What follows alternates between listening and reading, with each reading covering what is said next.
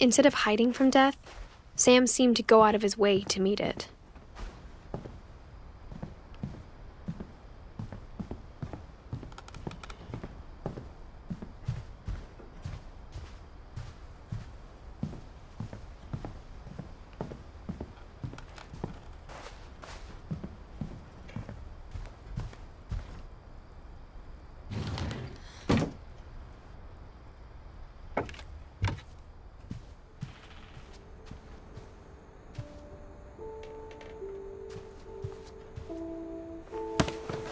After Sam died, my mom and Edie got really close. They'd both lost a lot.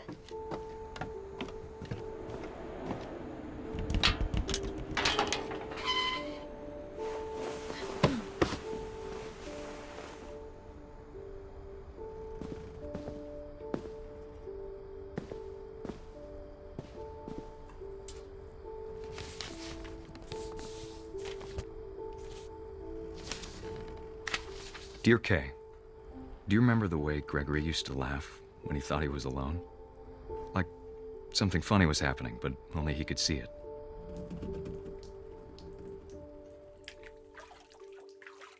I think he saw things the rest of us don't.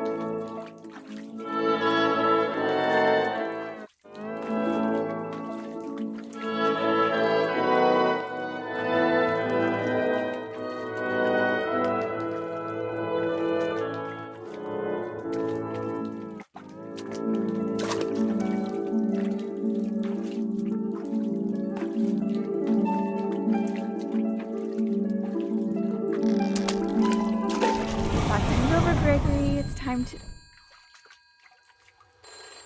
Hold on, sweetie. Hello? Sam, I told you I don't want to talk right now. I wonder what he saw. What his world was like.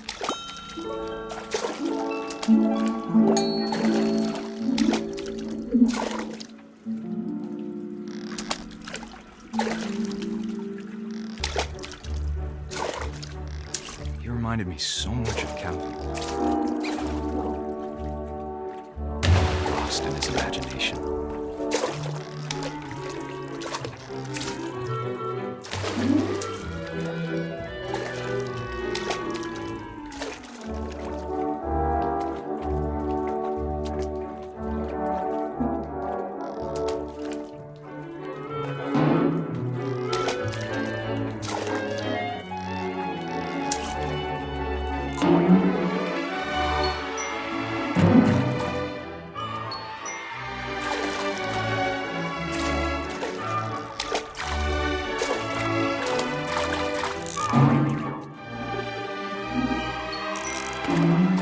I know how silly it sounds.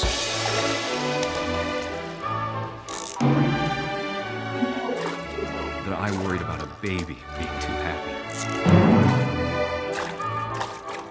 I could feel him slipping away. Sorry about that, Gregory. I know you did everything you could.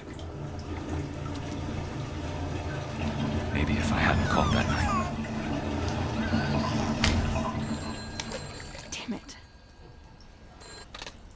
Hold on, I don't want Gregory to hear this.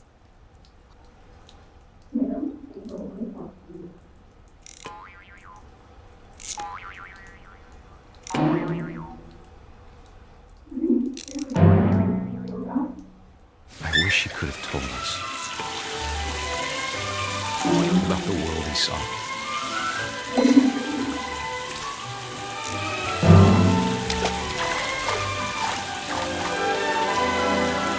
There's so much I don't understand about Gregory, about everything.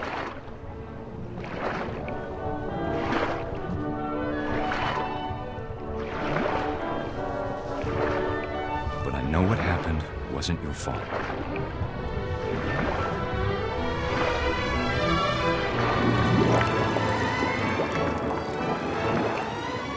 I'm sure he's happy. And he'd want you to Be happy to. Good luck, Kay. Love, Sam.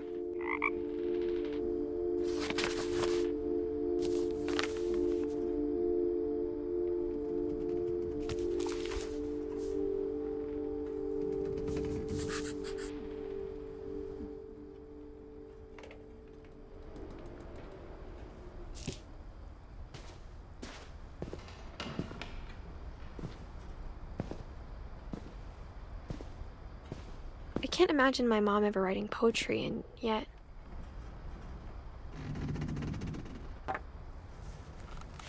A poem for Gus, who always said the wedding was a bad idea. Our father never hit us kids, at least not very hard, before the day my brother said with teenage disregard that he'd be dead before he'd see a wedding in our yard.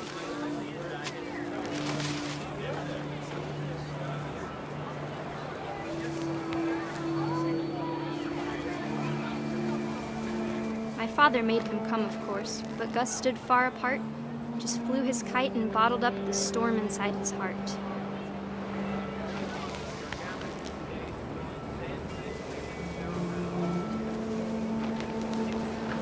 I tried to talk him out of it, but though he'd never met her, we don't need a stepmom, were the words that I now pronounce you husband and wife.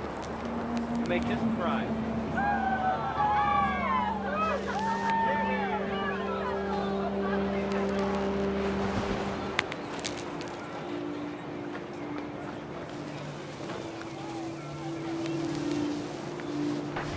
When the time for photos came, Dad ordered him to come here. But Gus declined and as a sign held up his middle finger.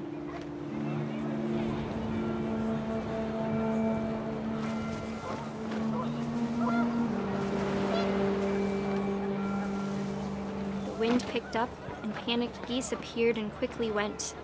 But all the humans did that day was go inside the tent.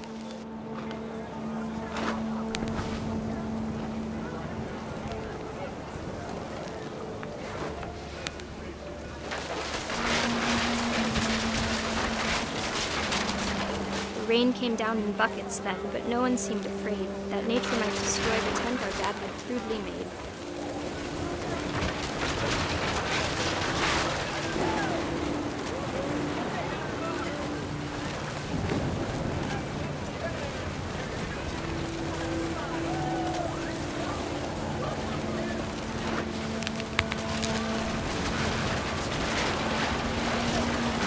Thunder sounded much too close and full of angry power. But all my father said to this was, "Make the music louder."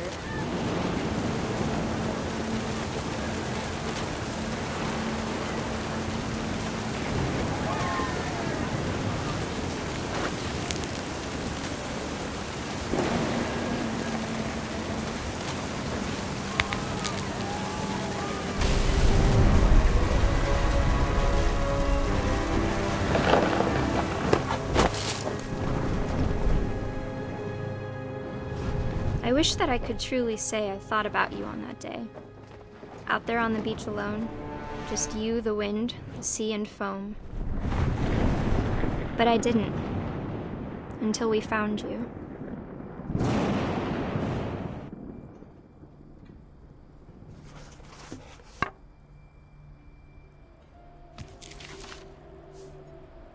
She never talked about him, but Mom told me once if I was a boy, they were going to name me Gus.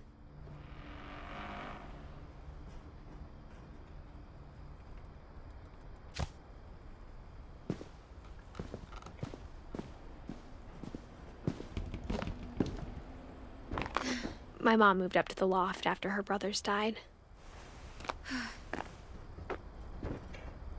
At the time, it was as far away as she could get.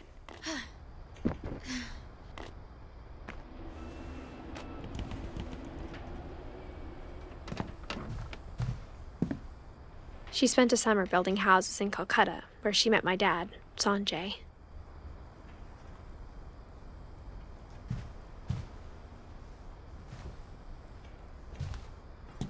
Religion was another thing my mom never talked about, but I think it helped her a lot after her dad died.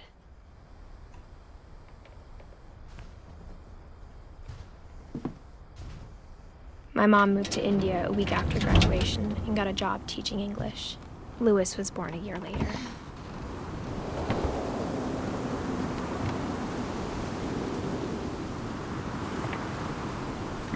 When my dad died, I don't think Mom knew where else to go. I'm sure Edie was happy to have her back.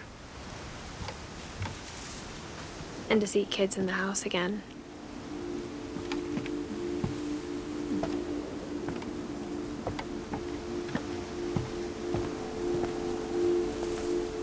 The house had to get a little bigger, but Edie was used to that.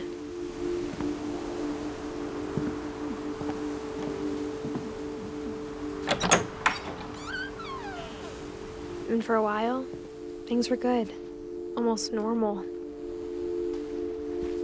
But it didn't last.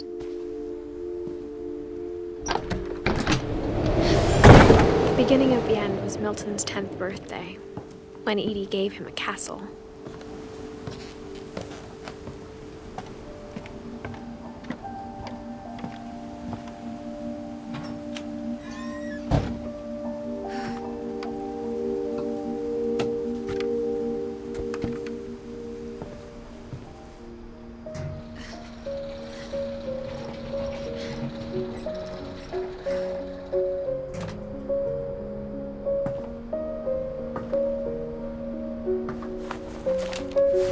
Milton Finch in The Magic Paintbrush.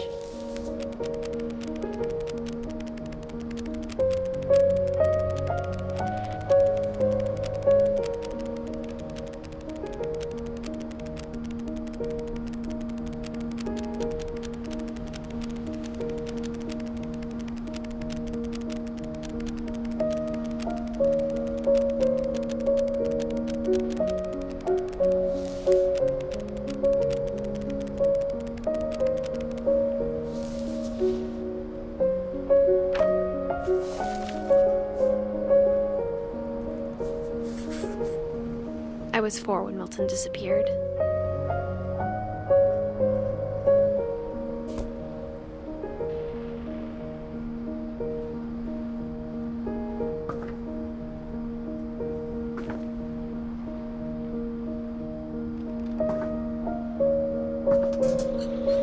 Mom spent months searching for my brother.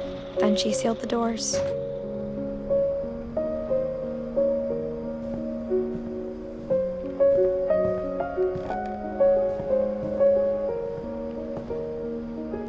Whatever Milton had found in the house, Mom didn't want it getting out.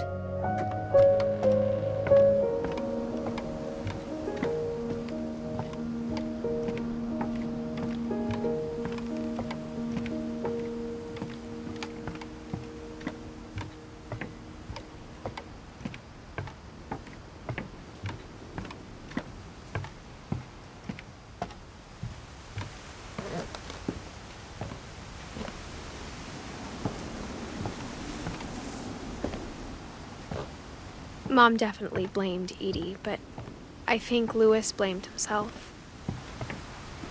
After he graduated, he just spent more and more time in his room, until Mom got him a job at the cannery.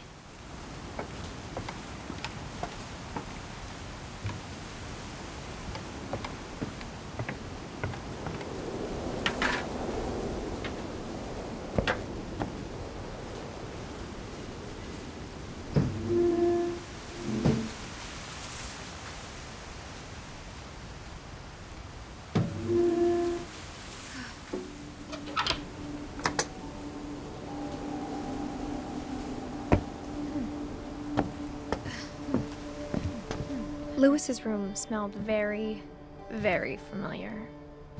That part of him lived on.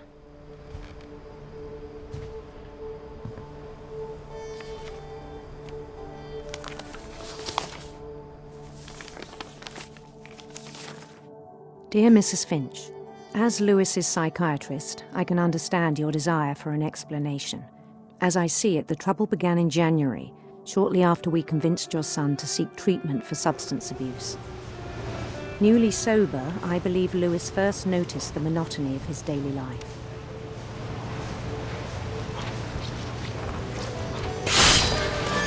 He kept working at the cannery. But he withdrew part of himself. In our sessions, I saw the same behavior. His mind began to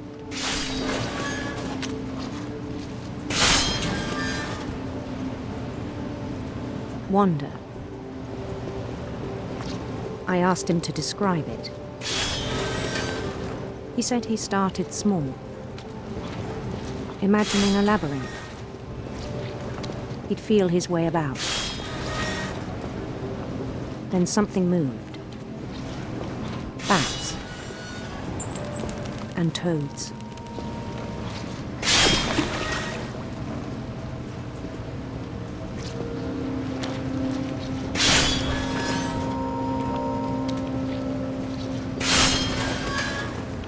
And things that have not names. He knew it was all in his head.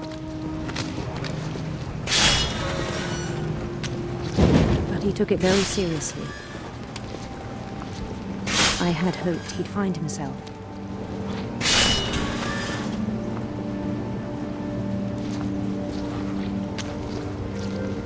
But he found something more. I worried about him then. Daydreaming at the cannery. I spoke with his boss. But he said Lewis had become a model employee. Methodical, tireless, focused. Like a whole new Lewis. So I let him go on.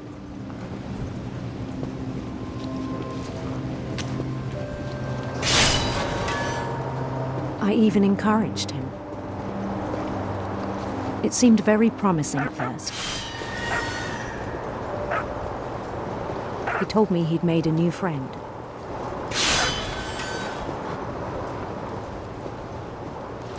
On the edge of a city he named Lewis Toby.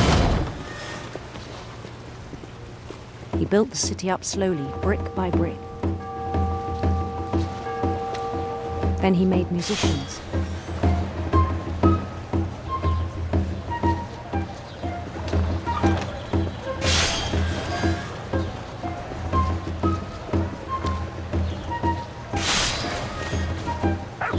And songs for them to play. He talked about starting a band.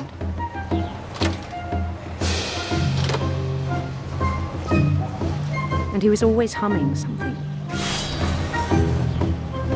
Every day his imagination grew stronger.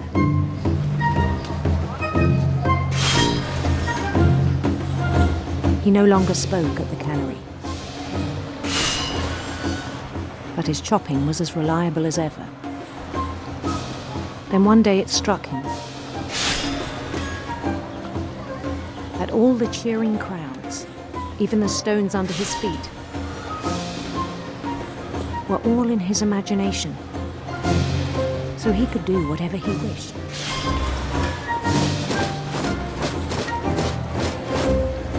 He held an election for mayor. And he won. They begged him to stay, but his mind was already wandering. It became a game for him.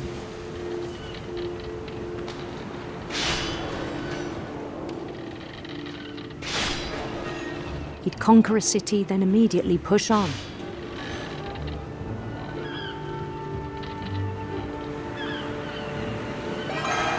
New Louisville.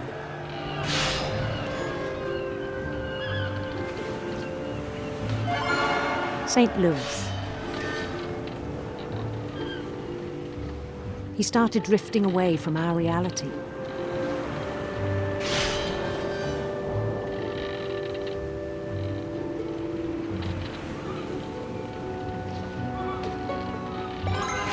Minneapolis, until one day he forgot to go home from the cannery. Even as his mother pleaded with him, part of Lewis kept sailing on.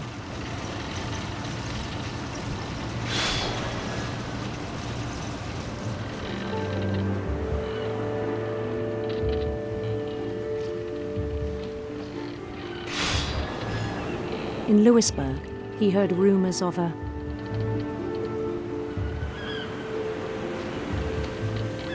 handsome queen.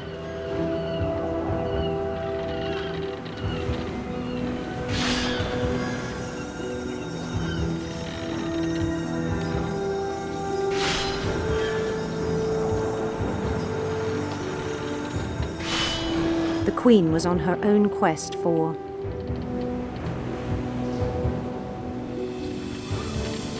radiant rainbows.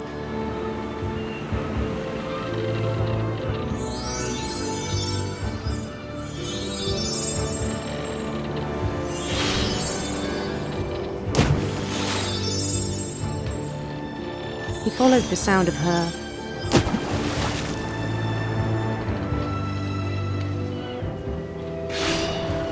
electric sitar.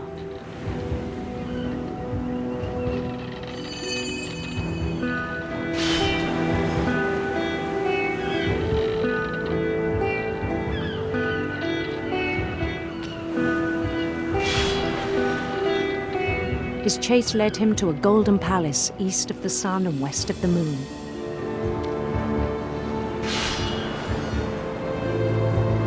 Even then, his logic remained sound. He knew the world was all in his imagination.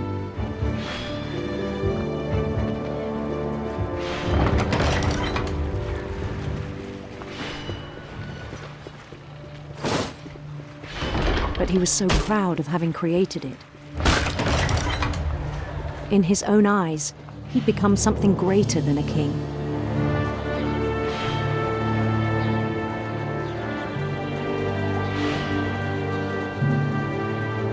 For someone who'd never known success in the real world, I think it was overwhelming. And then it struck him that the real Louis was not the one chopping salmon, but the one climbing the steps of a golden palace.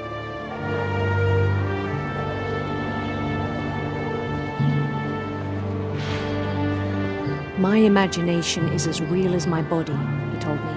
It was hard to argue with him.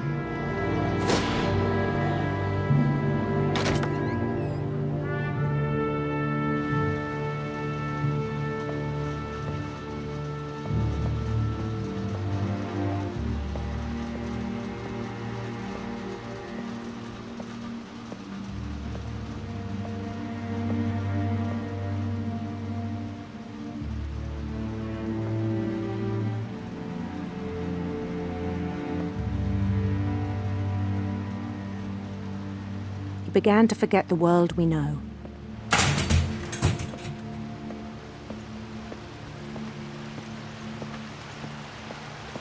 I think it pained him to remember Louis, the cannery worker.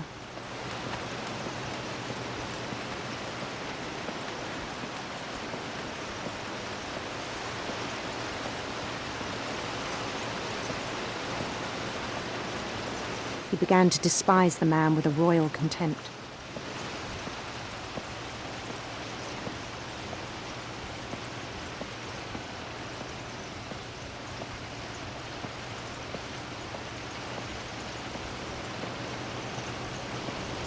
I still thought I could save him. Even after he said he was being crowned king over all the lands of wonder.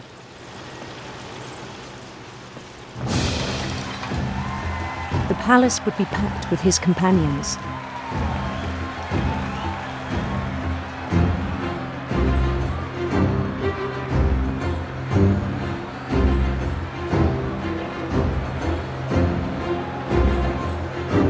Including the wise Calico who'd insisted on advising him.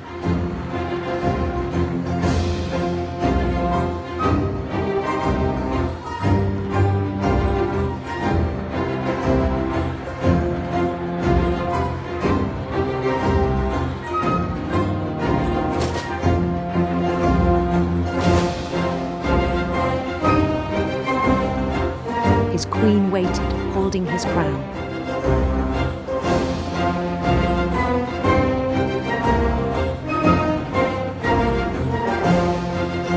There was only one thing left to do.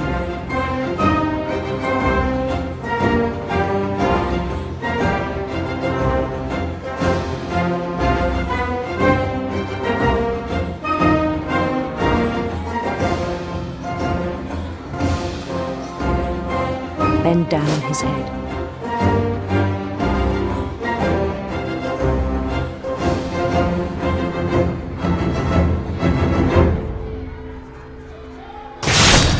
And the rest I think you know. Mrs. Finch, your son was a kind man who will be missed by all of us who knew him.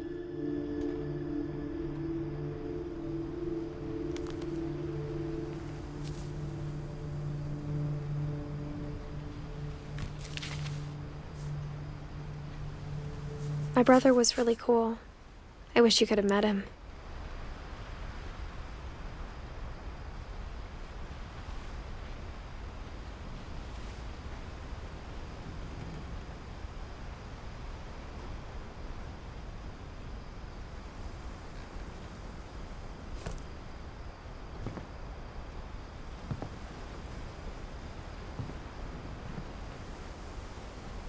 Lewis and I spent a lot of time playing games together, but he was surprisingly bad at them. He died a lot.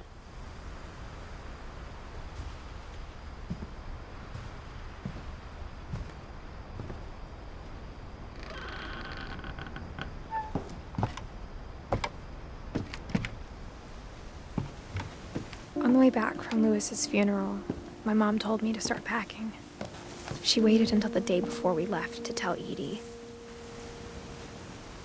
I'm not sure if she wanted to make it easier or harder.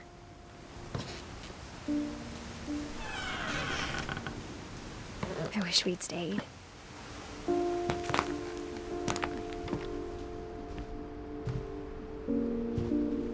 But I understand why we left.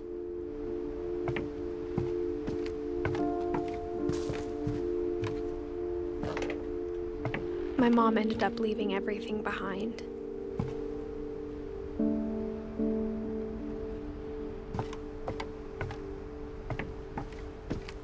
What happened that night had been coming for a long time. Maybe it should have come sooner.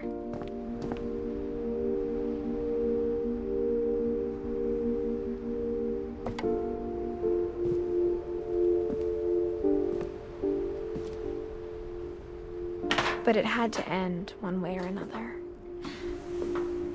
All that's left now is to tell you about that last night.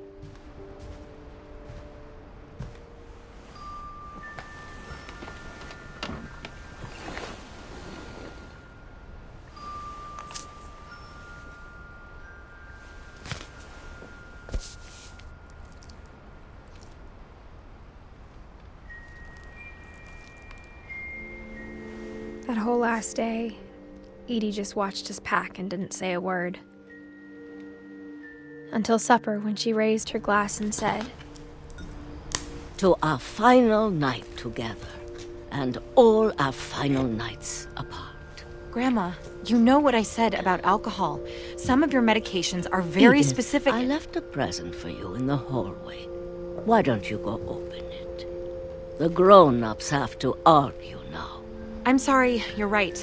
We're all leaving tomorrow. Let's just enjoy our last... I'm not leaving. Edith, you're excused.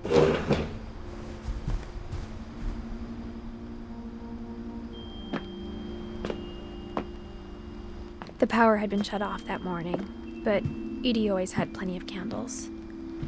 When my mom sealed the library, I don't think she knew about the other entrance. Or that Edie had a key to it.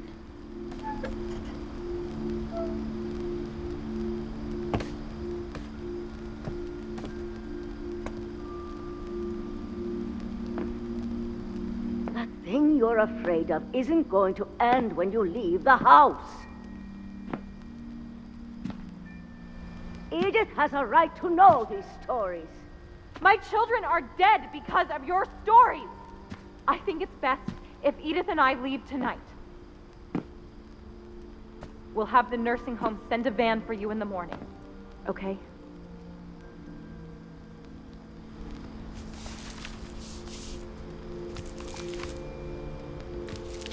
Dear Edith, there's so many stories I wish I could tell you, but there's only time for one.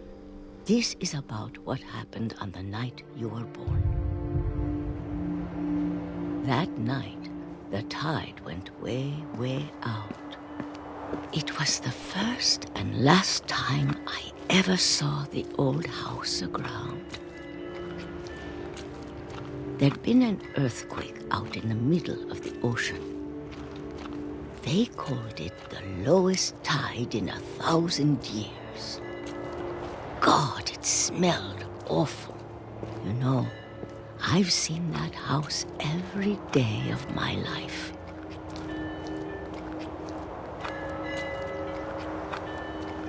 But I never thought I'd go back to it. When the fog rolled in, I lost my way.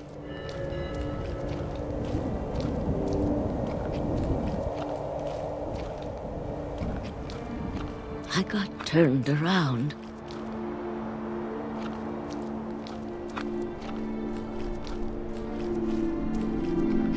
I started seeing things.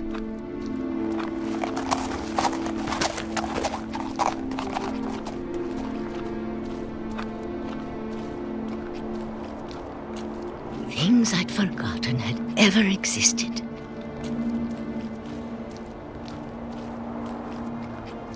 But when I saw them, they felt like old friends. That night, a lot of things came back to me.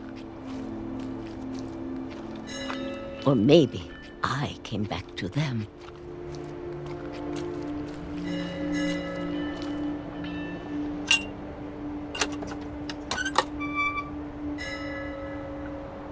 Things I can't explain, but that I need you to try and...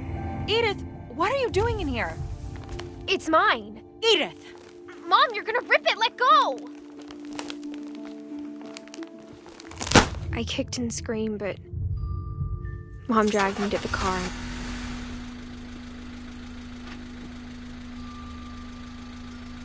I never saw Great-Grandma Edie again. The next morning, the van came to pick her up, but she was already gone. After that, we moved around a lot.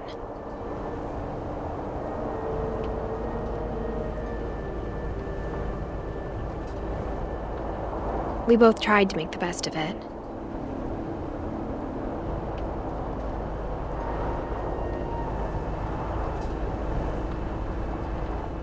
A few years went by.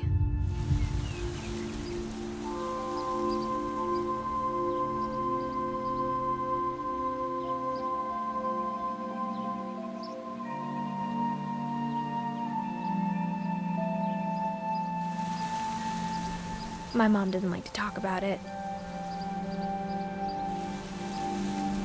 But she started getting sick a lot.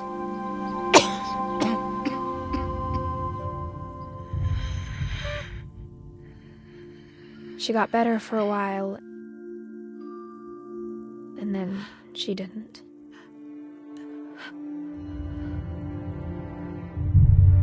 And then I was alone.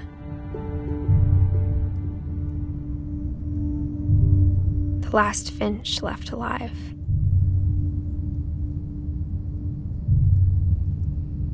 Until I found out about you. I'm still not sure what to tell you about all this. If we lived forever, maybe we'd have time to understand things. But as it is, I think the best we can do is try to open our eyes. And appreciate how strange and brief all of this is.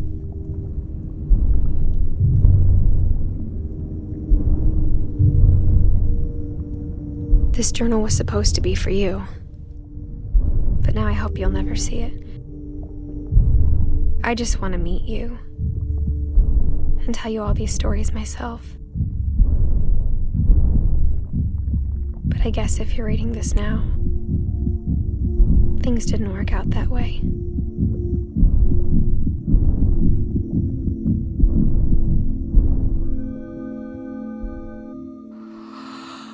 This is where your story begins. I'm sorry I won't be there to see it. It's a lot to ask, but I don't want you to be sad that I'm gone. I want you to be amazed that any of us ever had a chance to be here at all. Good luck.